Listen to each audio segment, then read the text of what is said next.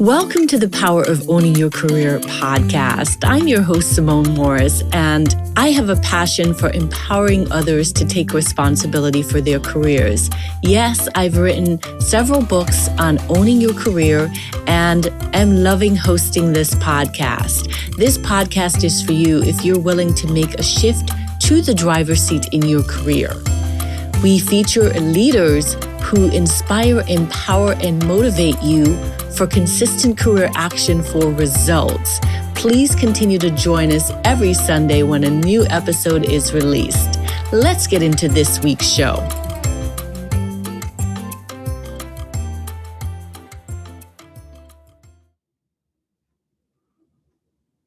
In this week's episode of the Power of Owning Your Career podcast, I'm pleased to be joined by Mac Prichard, who is the founder and publisher of Mac's List, where he writes regularly about job hunting, leads classes on job search skills, and hosts the Find Your Dream Job podcast.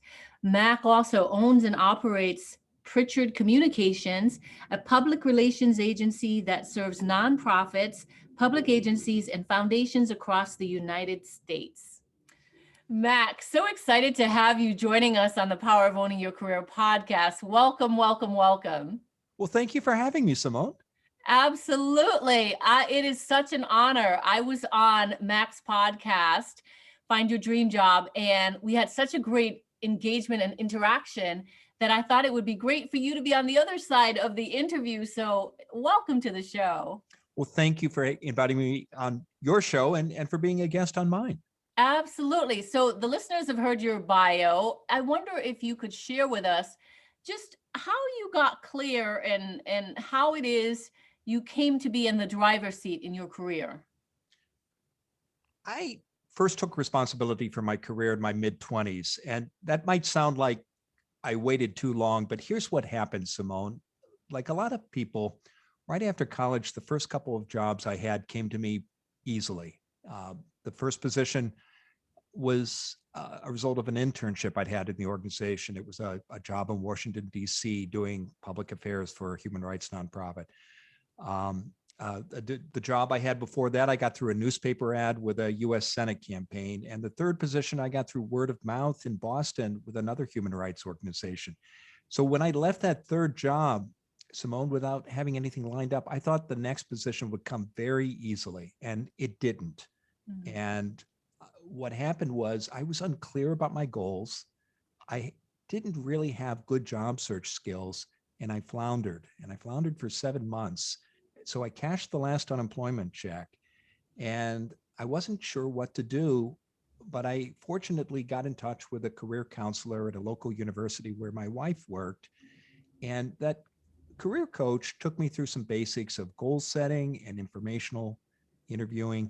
And she gave me some fundamental skills in just an afternoon's conversation that helped me through networking, informational interviews, and having clear goals that led to a great job doing exactly what I wanted.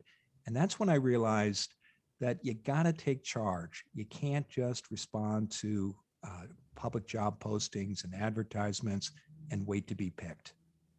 I love that. I so believe that. Now, I was one of those people when I got out of college, I couldn't find a job. I was so frustrated, I remember, and I ended up temping for a whole year. But I love what you're saying about just the opportunity unfolding to you the lesson that you really have to get into the driver's seat. And listeners, if you're not gainfully employed at the moment, or if you're employed and feeling less than happy about where you are, you can take control of your career. You can get in the driver's seat. So talk to us a little bit more about what you actually did now that you gained this new knowledge. When I had that knowledge, what I did, I figured out that my goal was to use my media relations skills and to look for a position in local government in Boston, where I was living at the time. And I came to Boston for a job with an international nonprofit that was working overseas. And so this was a career switch for me. And I made the switch for two reasons. One, I wanted to stay in Boston. And there weren't a lot of positions with international organizations. If you wanted to continue on that career track, you probably had to go to Washington, D.C. or New York or even overseas. And I didn't want to do that. The second choice I made was I wanted to explore something that had always interested me, which was working in local government and politics. And so once I had that clarity, instead of responding to ads for jobs that I could do or that I thought were interesting, I made a list of people I knew who worked in media relations for elected officials, for government agencies, and in local politics. And I set up conversations with them and I asked them about what kinds of jobs were available in those fields. What did they pay? How did hiring decisions get made? What opportunities might be coming up? And I had those conversations, Simone, for 5 or 6 weeks. And I identified eventually the job that I got, which was with a big public works project in Boston. It was called the Big Dig, the Central Artery Third Harbor Tunnel Project. And I was the first public information officer. And it was in Boston. Connections matter as they do everywhere, but political connections are especially important. So when I got that position, people said to me, how did this guy who grew up in Iowa, who'd only been in town for a couple of years, who's not somebody's nephew, end up in a job like that in Boston? And the explanation was I knew what I was interested in. I got clear about what I wanted, a public relations position in government or politics. And I talked to the people who worked in those fields, and they gave me the lay of the land. They also told me what was coming up, and that got me in front of the hiring managers. There were other candidates too. It was a true competition, but because I had those connections and those relationships, I had an advantage over candidates who were coming in cold. Hmm. Love that story. So I wonder if you could help us just from that lesson and other lessons along your journey, what would be the key ingredients to take ownership of your career? What would you say? Know what you want. And if you're uncertain, that's okay.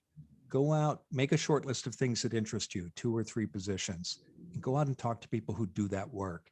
And when you have those conversations, Simone, you'll figure out pretty fast what you're excited about and what doesn't interest you so much.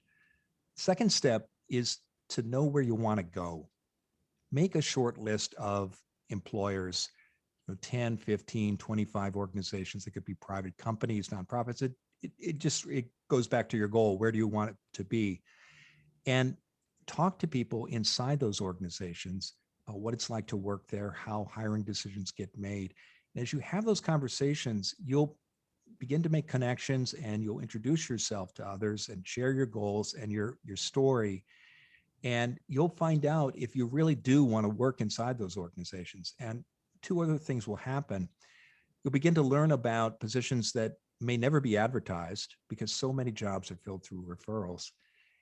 And if a position is going to be publicly posted on a website or elsewhere, when you do apply for it, you'll have people inside the organization you can reach out to who can give you insights into what the challenges are that the hiring manager faces.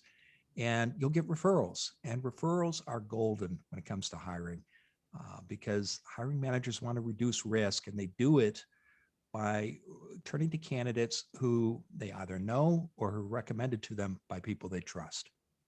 Mm, that know, like, and trust factor. So important, Mac. I really am thinking about just the strategies that you're sharing with the audience. I love that you talked about honing in on the hiring manager's challenges.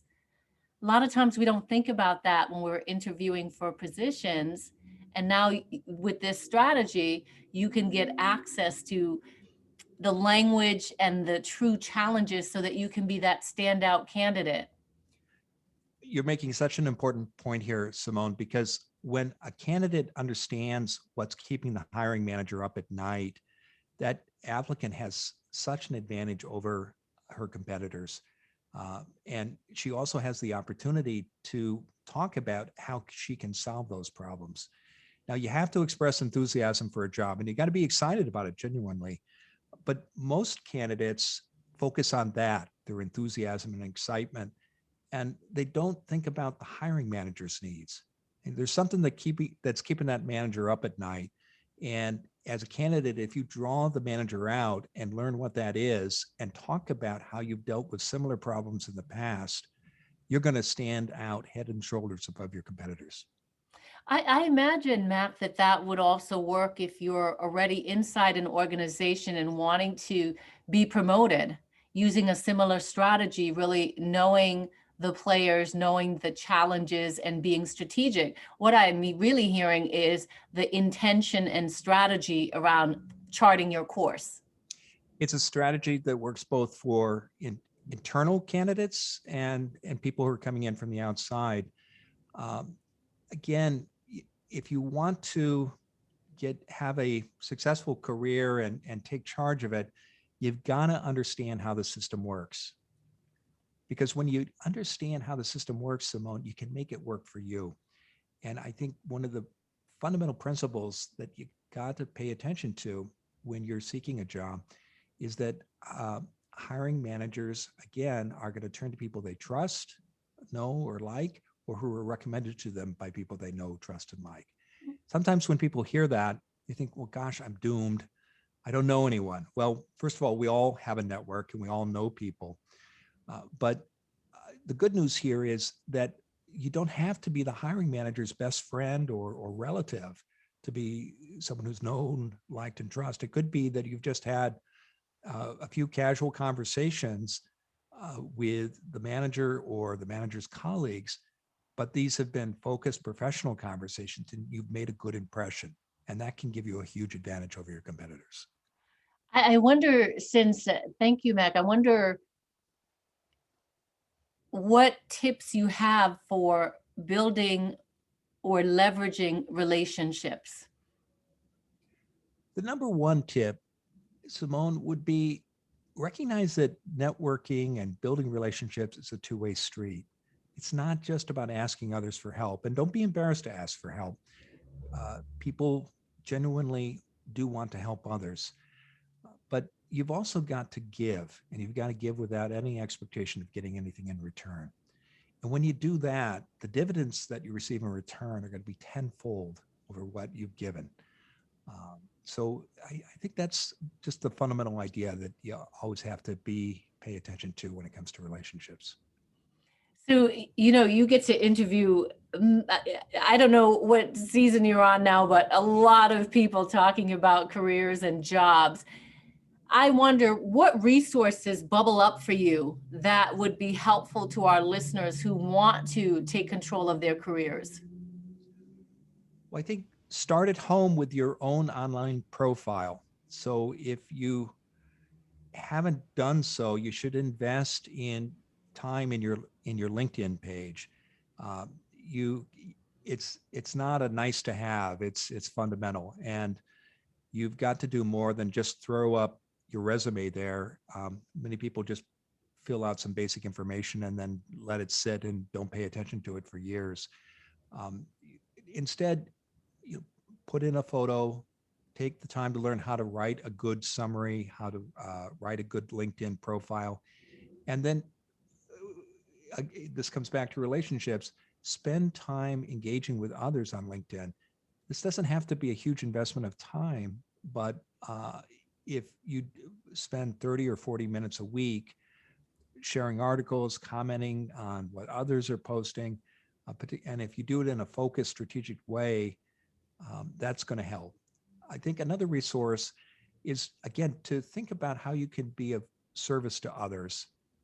So make time for conversations with people who want to talk about a job search or about the work that you do or something in your field. And also make time to volunteer in your field, because that'll give you not only an opportunity to work with others, but it'll give you a chance to tap into other people's expertise. Sometimes I think when people think about their careers and they think, well, if I just had the right app or knew about the best website or this book, it would solve my problems. And those are good tools you should be aware of. But in the end, Simone, it comes down to relationships and people. And I think the most important resources are what you can give of yourself and how you can work with others and tap into their knowledge and expertise. And how would you suggest, a follow-on question, how would you suggest nurturing these relationships in these virtual times? It's challenging to make the kinds of connections that you got face to face. And this time will pass. One day we won't be spending all day on Zoom calls. I'm looking forward to that. But in the meantime, the technology does make it possible for us to connect with people all around the world, and that is an asset. And I do find that people are more willing to say yes to meetings, I think, than in the pre-pandemic times. I think the key when you reach out to someone is you got to know what you want. And if you're asking for an informational interview, for example, it's a business meeting. And everybody who's listening to this podcast has been in the workplace for some time, whether they're just a year or two out of college or mid-career or farther along. None of us would think about calling people to a business meeting and not having an agenda and a purpose and a result. And it's the same with informational interviews. So to your point about how do you network with people virtually, and be clear about what you want from that conversation, and also think about what you can offer the other person. Hmm. Yeah, I don't know if you've come across this tool in my travels. An outsourcing firm Mhm. gave me this thing called a networking brief. And it's similar to a resume, but not a resume. But to your point, Mac, it allows you to put what you're looking for, your ask on paper so that you can give that to someone you want to network with and they can noodle on that before they get to the session or meeting and, have to say, let me take that away. Let's parking lot that and then come back to it. They've had some time to think about what it is you're truly looking for. I do like that you said to really make sure that it's not a one-way street and that you are providing value. I think value is like the buzzword of 2021, 2020 and 2021. It's, everyone wants to feel valued. So appreciate that. Mac, Yeah. if you had to write come up with a title for your career body of work, what do you think that might be? Don't wait to be picked. Oh, I love it. I love it. Don't wait to be picked. What's behind that? I've had the most satisfaction in my career and the most success when I haven't waited to be picked. If I and I'm able, what that means, Simone, is I figured out I wanted to do something. I had a goal, and if I wasn't sure about the goal, I explored it with others and got clear about it. And then, rather than wait for someone to come and fund my idea or give me a position or wait for a posting to pop up on a website, I started. I chased that goal and I made it happen. An example of that, when I came out of graduate school in Massachusetts, I wanted to live and work in Oregon, and I wanted a communications position in politics or government. Uh, Here's the problem: I'd never been to Oregon. I didn't know anyone there, and I was 2,300 miles away. And this was pre-internet when it was expensive to make phone calls. So 7 months later, I had a job as communications director for a mayoral candidate at City Hall in Portland, Oregon. So how did I make that happen? I didn't wait to be picked. I got clear about the goal. And then I applied some of the ideas that you and I talked about at the start of the interview. I identified people I knew who knew something about politics and government in Oregon, and I asked them for introductions to others who worked in those fields. And then I built a kind of roadmap that gave me the lay of the land about who the key players were, um, what kind of communication staff they had, what those jobs paid, how those people got hired. And in the end, I had almost 100 conversations over the course of 7 months. Sometimes I tell people that, and they say, well, that's crazy. But I meet people all the time, Simone, who send out 100 resumes. and might hear back from about 6 or 7 jobs and maybe get a couple of interviews. And they probably spent more time than I did having those conversations. But at the end of that process, I had 2 things. I had the job I wanted, and I knew it was a good job because I'd invested the time to talking with people who did that work. And so I knew what positions like that paid and who the leaders were in the field. And so it gave me a lot of satisfaction. The other thing I had was a network. I had talked to almost 100 people who worked in Oregon politics, government, and it's been many years since I had that job, but I still run across those people even today. So after I got here, people said, "How did you get that job?" It was never advertised. And the answer was, I didn't wait to be picked. You are a magnificent storyteller. I am just drawn in, as I know our listeners are drawn in as well. That's wonderful. Don't wait to be picked brings me back to whether it's middle school or being picked for a sport. Don't wait to be picked. And if you're in the driver's seat, you won't be one of those folks waiting to be picked. Mac, it's been such a pleasure to have you on the podcast. Can you tell our listeners how to stay in contact with you if they'd like to do so? Please reach out to me on LinkedIn and send me an invitation. And when you do, just write a 1-sentence note that you heard me on Simone's show, so I know how we connected, and let's have a conversation there. You're so open to conversation. And you know what I really like, Mac? I like what you said when we were closing out about thinking about time, shifting our perspective on time, where we say, I don't have time for all these networking sessions and conversations, but then we expend ourselves in other ways and wasting time, and we can get to the result quicker if we're more strategic about it. So love the nuggets that you have just weaved in. Listeners, go back, rewind it, listen, take lots of note. And again, Mac, do mention your podcast, because I think your podcast is relevant to our audience as well. I host a weekly podcast. It's called Find Your Dream Job. Every week, I talk to a different career expert like you, Simone, about the nuts and bolts of job hunting. And I do that because I operate a regional job board with positions in Oregon and Washington State. And I'm very proud of the value that our job board offers, but I'll be the first to tell you that if you're spending more than 20 or 30% of your time looking at and applying for jobs online, you're going to have a hard job search. The people who I see have the most success are the ones who get good at job hunting as a skill. And that's why I host the show. We've been doing it for more than 5 years now. So we've had more than 300 episodes. Wow. Yeah. Listen to Mac. He knows his stuff. And it's been such a pleasure to have you on the show. Again, connect with Mac on LinkedIn. Tell him that you met him on the Power of Owning Your Career podcast. And thank you so much for being a guest, Mac. Thank you for having me. I sincerely hope that you enjoyed this week's empowering career story on the podcast. If you did, I'm going to ask you to do me a favor.